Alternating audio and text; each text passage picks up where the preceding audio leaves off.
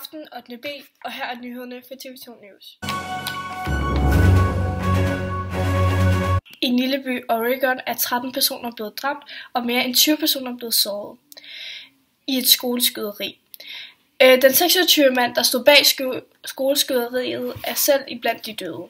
Den 26-årige mand, som stod bag skoleskyderiet, blev dræbt af politiet, efter at han havde skudt flere personer. Skoleskyderiet fandt sted på en skole i Rosenburg. Der var flere ambulancer, som blev sendt til stedet, og skoleskyderiet ser ud til at være en af USA's mest blodigste skoleskyderier siden december 2012.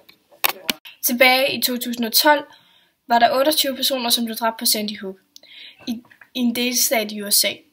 De fleste mennesker, som gerningsmanden han dræbte, var små børn. Og nu stiller vi om til vores reporter Tymi Fatjan, som står ude på gerningsstedet i Oregon. Og Ty, hvordan står situationen til lige nu? Ja, situationen er rigtig trykket her i øjeblikket. Rigtig mange er såret over det, der er sket, og det er jo i hvert fald ikke en rar oplevelse. Har man fået navnet på mand, der har gjort det? Ja, politiet vil ikke oplyse gerningsmandens navn på nuværende tidspunkt. Efter dette voldsomme skoleskyderi vil våbenloven så blive ændret? Ja, Barack Obama har holdt et presmøde efter skoleskyderiet, hvor han blandt andet siger, at man bliver nødt til at ændre på våbenloven, hvis lignende hændelser ikke skal ske i fremtiden. Tusind tak for det, Ty. Og efter pausen så vender vi tilbage med mere omkring nogle andre skoleskyderier, som også er fundet sted.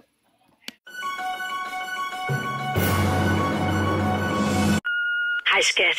Mor var lige forbi med nogle krus, jeg har lavet til formning. Jeg har malet Livol på. Så glemmer jeg ikke jeres vitaminer, vel? Hej hej. Og det var mor.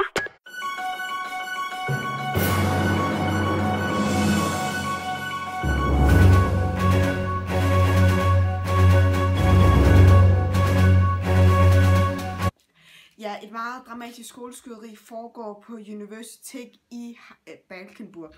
Her er det den 23-årige studerende Xing Xiangchong, der står bag skoleskyderiet.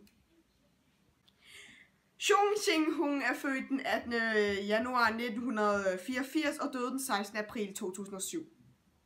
Xing er født i Seoul i Sydafrika i et meget fattigt miljø. Hans familie flyttede så til USA i september 1992, og senere flyttede hans familie i en central villa i. Her gennemførte Xing sin high school og tog sin eksamen i 2003, hvorefter han blev optaget på Virginia Tech med engelsk som hovedfag. Xing har tidligere i 2007 købt to våbner, som han om morgenen den 16. april brugte til at skyde 2 studerende på et college.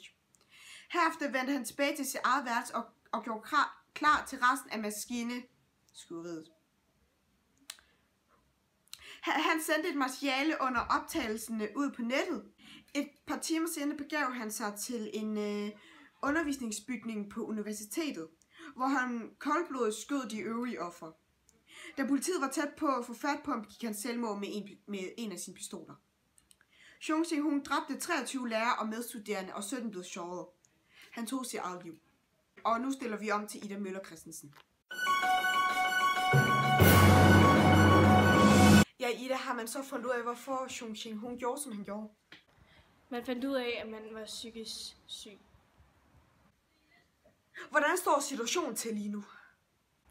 Den er rigtig trykket, og der er mange, der er blevet såret, og der er mange, der er blevet påvirket af den her situation, som er sket. Hvorfor tog Xing sit eget liv? Fordi at politiet var meget tæt på at fange ham, og derfor vil han hellere skyde sig selv, end at rådne op i et fængsel. Og det er også nyhederne fra TV2.